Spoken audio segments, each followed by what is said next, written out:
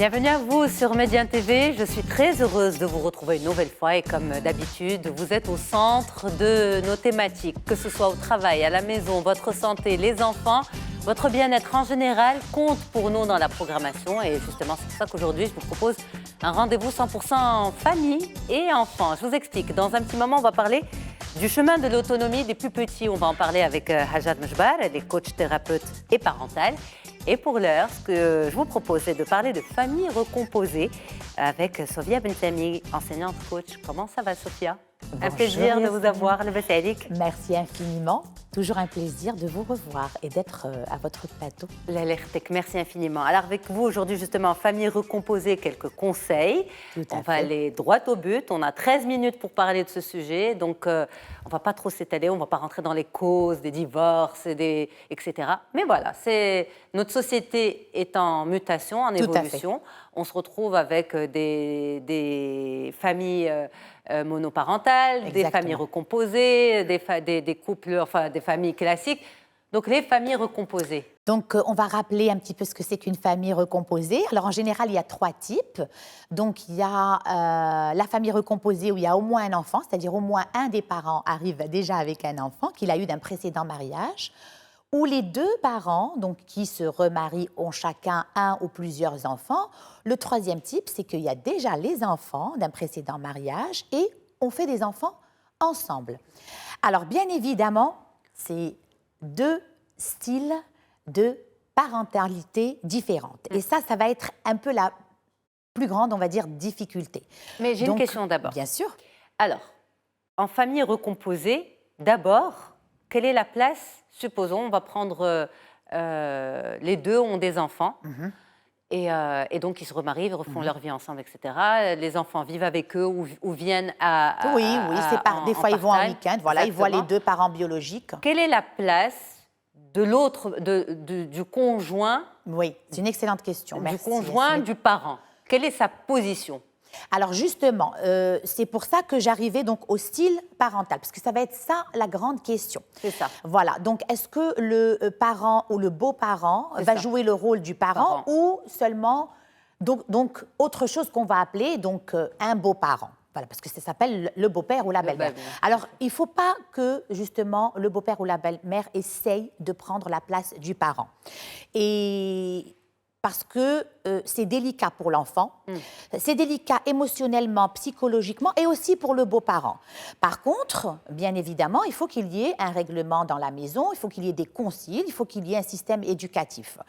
Et c'est pour ça que j'en reviens à cette difficulté qui est donc le style de parentalité différent. Donc on arrive, les enfants sont habitués à un style de parentalité différent déjà par leurs 2 parents biologiques. Exact. Et en plus, donc avec l'arrivée de ce beau-parent qui, sans prendre la place, j'insiste, il ne faut pas prendre la place des parents biologiques, mais au sein de la maison, il faut bien qu'il y ait un règlement, il faut bien qu'il y ait un système éducatif, des consignes. Mais qui instaure ce système Alors éducatif? les 2 ensemble, et justement mon premier conseil... Le beau-parent et le parent biologique. Tout à fait. Alors il faut que ça se fasse déjà un peu, Yasmine, avant le mariage, avant qu'on s'installe dans la même maison, qu'on emménage. Il faut qu'il y ait beaucoup de communication entre le couple, les 2 membres du couple. Antérieurement, il faut qu'ils parlent justement tous les 2 de ce style de parentalité qu'ils ont ou qu'ils préfèrent ou qu'ils souhaitent donc mettre en place pour trouver un terrain d'entente. Tout doit se faire à l'avance. Et si on peut intégrer les enfants de manière aussi de faire attention, parce qu'il ne faut pas non plus, dès qu'on divorce, il faut présenter quelqu'un à l'enfant. Ça, c'est très, très important. La présentation, le choix du moment doit se faire aussi d'une manière assez intelligente, délicate, bien pensée, et aussi en intégrant et en impliquant les enfants. C'est-à-dire, on va leur en parler, on va choisir le moment avec eux, l'endroit avec eux, donc toujours impliquer l'enfant. Quel que soit l'âge? Quel que soit l'âge, parce que les enfants sont franchement, les enfants sont même tout petits, ils peuvent comprendre beaucoup de choses. Maintenant, bien évidemment, ça va dépendre de l'âge.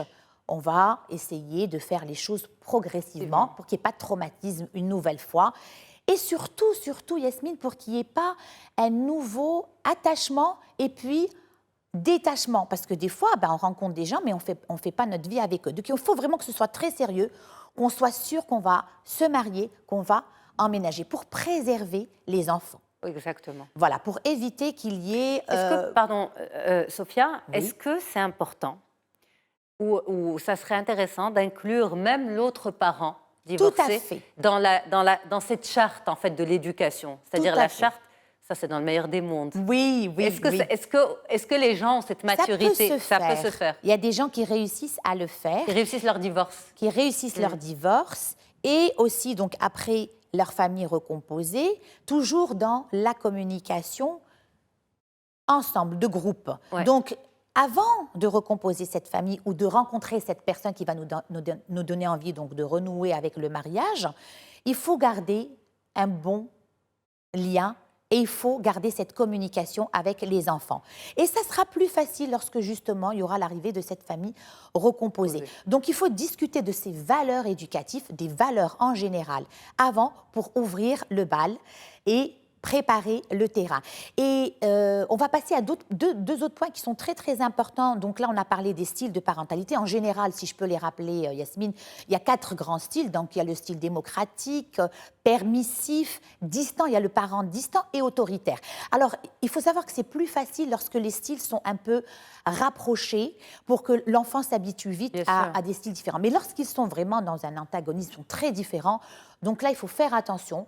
Il faut alors protéger l'enfant, oui, mais pas non plus trop le couver, parce que l'enfant, encore une fois, a son intelligence émotionnelle. Il faut la laisser sortir, il faut la laisser vivre, il faut la laisser paraître. Il faut juste le protéger d'un nouveau traumatisme. Il faut aussi le responsabiliser, l'intégrer, croire en lui. Il peut comprendre beaucoup de choses.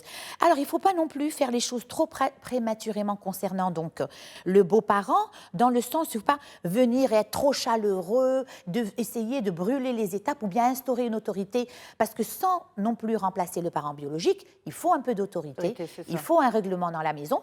Donc il faut que ça se fasse graduellement, il faut passer du temps ensemble. Avant la recomposition, ça serait bien, légèrement avant, pour que l'enfant s'habitue, briser la glace, instaurer le climat de confiance. Après, tout va se faire naturellement dans la maison et impliquer toujours l'enfant. Alors, les 2 conflits qui sont, si je peux appeler les 2 grandes difficultés d'une recomposition, c'est ce qu'on appelle le conflit de loyauté de l'enfant et le conflit de loyauté du parent. Qu'est-ce que ça veut dire? L'enfant, des fois, quand il a un bon terme, quand il a une bonne relation avec le beau-parent, eh bien, il a l'impression de faillir, de trahir et de faillir à sa relation avec son parent biologique. Donc, qui n'est pas présent dans cette recomposition. Exactement. Donc, c'est pour ça que ce que vous avez dit est très, très intéressant. Il faut qu'il soit présent un petit peu à l'avance. Il faut aussi, pourquoi pas, donc, encourager la présence, se rencontrer si on peut. Ça se fait, c'est pas difficile. Si on enlève tout ce qui est vengeance, regret, etc., ça peut se faire. Donc là, pour que l'enfant, justement, n'ait pas ce conflit qui est difficile, qui est toxique pour cette recomposition, eh bien, il faudrait que le parent aussi n'instaure pas ce qu'on appelle le conflit parental. Qu'est-ce que ça veut dire? Ça veut dire qu'ils ne se mettent pas en compétition avec le parent biologique.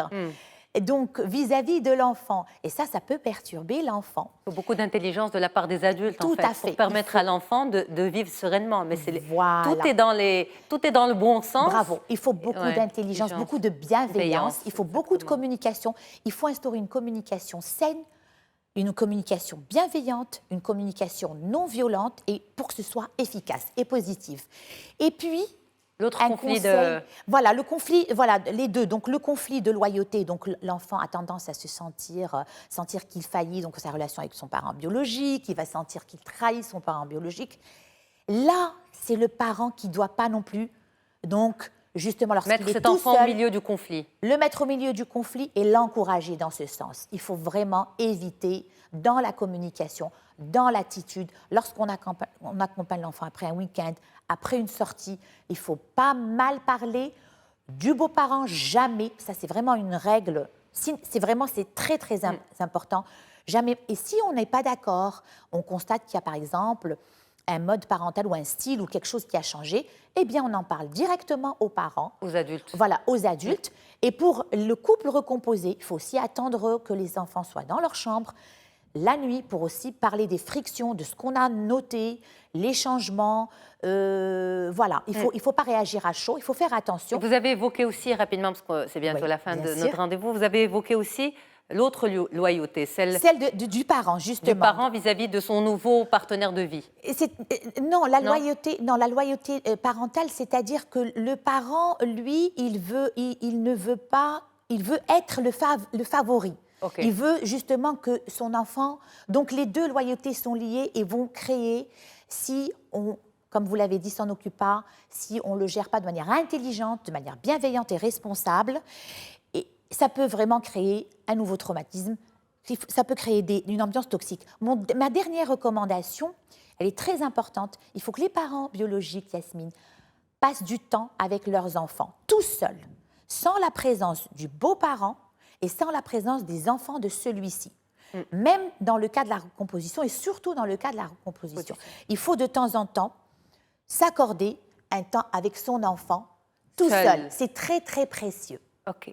Sophia Bentami, merci infiniment d'avoir été là. Merci beaucoup. Vous êtes coach et enseignante et vous êtes aussi une fine humoriste sur les réseaux sociaux. Oui, un peu, j'essaye, toujours dans la bonne humeur. Vous, votre enfant est assez grand aujourd'hui. Oui. Il est sorti de l'autonomie. Tout à fait. Mon fils est grand et je connais le sujet, comme vous le savez. Voilà. Je reçois une jeune maman, justement, pour nous en parler. Elle s'appelle Hajar Mejbar et elle est là tout de suite. Merci.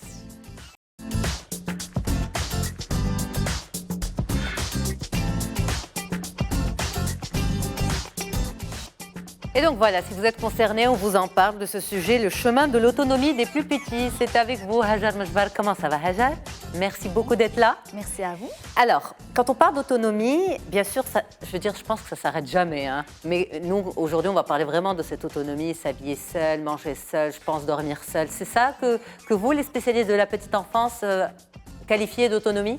Exactement. Donc, l'autonomie va concerner plusieurs sphères, que ce soit la sphère motrice, pour s'habiller seul, marcher seul, faire ces petits gestes de tous les jours, ou bien c'est le raisonnement, prendre des décisions et avoir la possibilité d'avoir un sens de responsabilité par la suite et être indépendant. Et donc tout ça va rentrer dans l'autonomie et on va accompagner l'enfant petit à petit pour acquérir et pour gagner cette autonomie, parce que ce n'est pas inné comme toutes les autres compétences, mais on va l'accompagner petit à petit avec plusieurs outils qu'on va mettre en place avec le parent.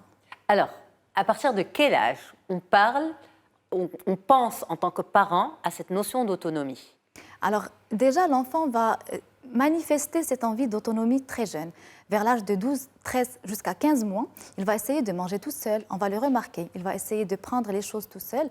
Et nous, par peur qu'il se blesse, qu'il ne fasse pas vite, surtout si on est pressé, donc on va faire à sa place.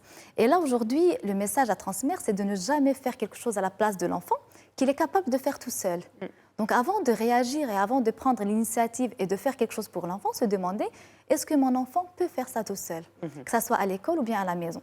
Donc dès 12 mois, il va commencer à manifester cette envie de faire seul, cette conscience de soi finalement qu'on appelle en parentalité, j'existe et donc je peux réaliser des choses.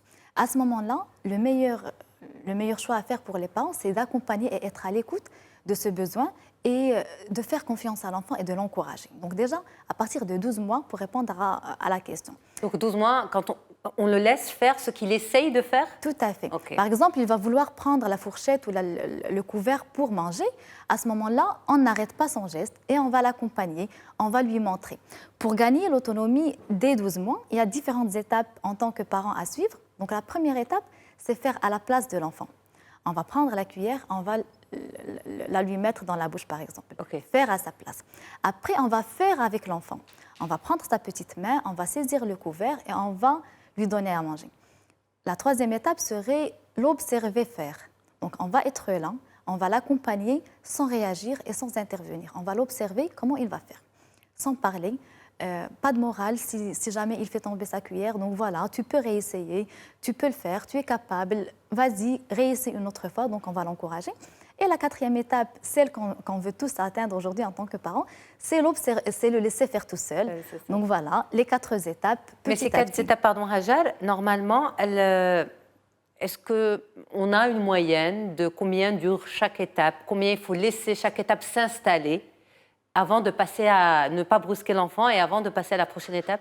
Alors en parentalité, chaque enfant est unique, donc il n'y a aucun rythme à suivre. Et ça, l'erreur, parfois, c'est ça le piège à éviter en tant que parent, ne jamais comparer un enfant à un autre. Même dans la fratrie, deux enfants ne vont pas suivre les mêmes étapes de développement. Chacun aura un rythme. Et donc, le plus important, c'est de suivre et de respecter le rythme de l'enfant.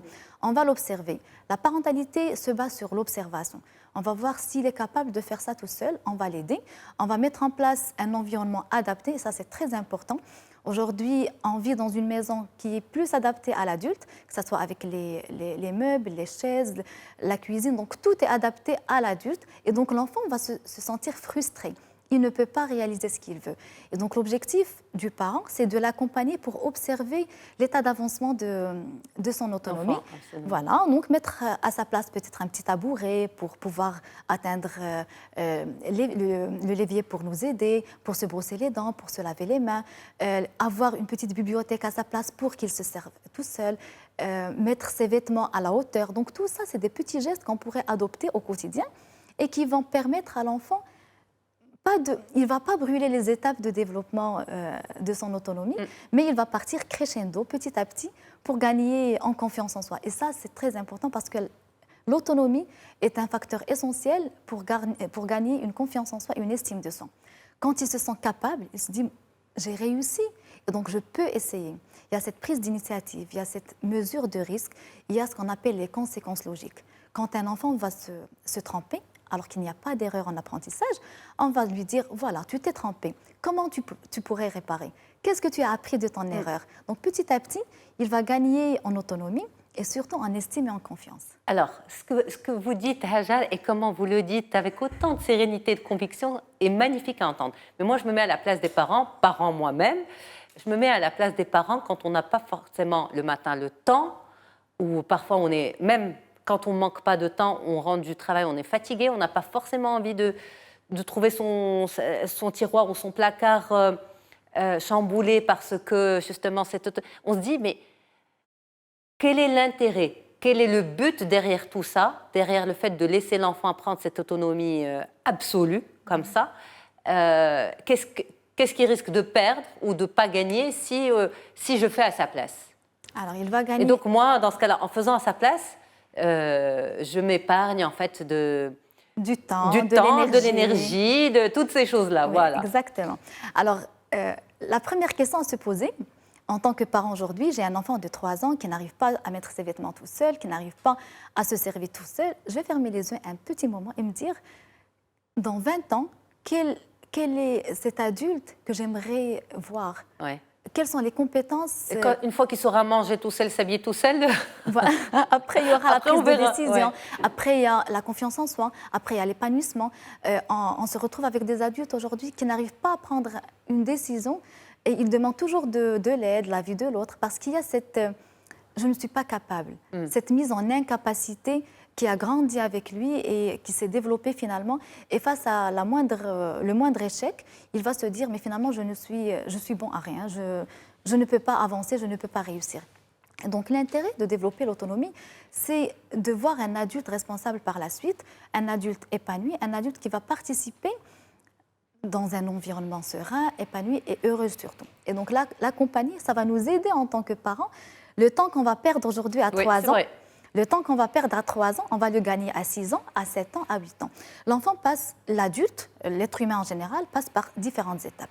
On va trouver la première étape qui est de 0 à 3 ans, c'est la petite enfance. Et à ce moment-là, l'enfant va se dire, va constituer une image de soi. Qui suis-je ? Quelles sont les relations que j'entretiens avec l'environnement, avec ma famille, et donc il va commencer à prendre des initiatives. Entre 3 et 6 ans, c'est l'enfance. Et c'est là où il va commencer à avoir des interactions avec le monde qui l'entoure. Si l'autonomie n'a pas été acquise de 0 à 3 ans, il n'a pas eu les bons réflexes de 0 à 3 ans, donc il aura certainement des problématiques et des soucis dans la vie sociale de 3 à 6 ans. Et l'autonomie, ce n'est pas que s'habiller tout seul, mais c'est de réfléchir tout seul, raisonner tout seul, faire ses devoirs tout seul, avoir l'esprit critique. Quand il va être, par exemple, à l'âge de 15-16 ans, il aura l'esprit critique et il pourra prendre des décisions et assumer les conséquences logiques par la suite. Alors les premiers domaines où l'enfant est supposé être autonome. C'est quoi la première autonomie qui gagne? C'est le sommeil avant l'alimentation? Pas du tout. Non. Chacun est différent. Donc, on peut trouver qu'un enfant va dormir avec ses parents jusqu'à l'âge de 4 ans, de 5 ans, si le parent n'a pas de contraintes, n'a pas de problème là-dessus. Donc, il peut tolérer cette... c'est pas un retard d'autonomie, mais ce changement et cette différence de rythme d'un enfant. Et donc, la première étape d'autonomie serait de marcher. Déjà, le premier réflexe d'un enfant, c'est de marcher. Il tombe, il se relève. Et donc, c'est la première autonomie psychomotrice de l'enfant. Après, c'est s'habiller tout seul. Il va vouloir prendre les chaussures. Et c'est à ce moment-là où on va faciliter la vie à l'enfant. Choisir des chaussures à scratch, des petits pulls à col large, des pantalons à lacets, enfin à élastiques. Donc voilà, comme ça, on pourrait l'accompagner et faciliter. Chaque enfant est différent. On ne peut pas dire qu'il va commencer par manger tout seul, par s'habiller tout seul, par dormir tout seul, mais on va l'observer. L'observer tout en étant bienveillant et empathique. Souvent, on perd cette patience. Souvent, on oublie qu'on a été enfant, on oublie qu'on a été bébé, et on veut faire vite et on veut accélérer. La vie, déjà, elle est stressante pour le parent et on va stresser l'enfant avec tout ça. Et donc, l'idée est d'être bienveillant, empathique, prendre du temps pour soi, pour écouter les besoins de son enfant. Et voilà, donc adopter. Est-ce qu'il y a un moment où on peut être ferme? Bien sûr. Où on peut dire, non, mais là... tu as l'habitude d'essayer tout seul, mais là, on n'a pas le temps, je m'en occupe. Est-ce qu'on a le droit parfois d'être ferme et de brusquer un peu l'enfant? On va être ferme et bienveillant. Et bienveillant, ok, on va dire les choses comme ça. On va être ferme et bienveillant, c'est excellent. Et on va adopter une communication claire, empathique et bienveillante aussi. On va dire à notre enfant, mon enfant, je sais que tu es capable de mettre tes chaussures tout seul et maman est très pressée aujourd'hui. Je dois être, par exemple, à 8 heures tapante au boulot. Est-ce que tu permets que je t'aide? Permets-moi que je t'aide. Et donc, il dit non? Maman a dit oui, je suis vraiment désolée, je comprends, je sais que tu es frustrée. Et si on n'a pas le temps de dire tout ça? Je vous taquine. Non, mais c'est vrai, mais c'est ça. Ouais. Quand on est dans une optique bienveillante et ferme, on se dit que oui, il peut être frustré, il va pleurer, il va être en colère et on va le prendre. Mais j'insiste. Non, laisse-moi faire, j'insiste. Oui. On ne dit pas, c'est moi qui décide. Non, c'est pas moi qui décide. Je comprends que tu sois frustrée. J'accueille ta colère. Oui, tu peux exprimer ta frustration. Tu n'es pas d'accord. Vous êtes une maman adorable, Hajjad. Merci beaucoup. Oui, parce que je ne sais pas en régie ce que pensent les papas et les mamans qui sont là, et si on peut être aussi bienveillant tous les jours. Mais en tout cas, de par mon expérience, parfois on a juste envie que ça soit fait. Oui. On ne peut pas être bienveillant tous les jours. Ça, c'est une évidence. Par contre, on a des outils pour réparer quand on n'est pas bienveillant. Ça pourrait être un sujet de réparation. Comment désamorcer le conflit qu'on crée avec l'enfant quand on est pressé, quand on est stressé et quand finalement on crie, on gronde. C'est des choses de la vie. Ben oui. On garde ce sujet, on se le discute dans pas longtemps. Inch'Allah. Merci infiniment, Hajjad Mchbad, d'avoir été là. C'était un plaisir de vous avoir. Moi, j'ai beaucoup appris de ce rendez-vous d'aujourd'hui. D'abord, on a parlé de famille recomposée, quelques conseils avec Sophia Bensami et puis avec vous, le chemin d'autonomie des plus petits.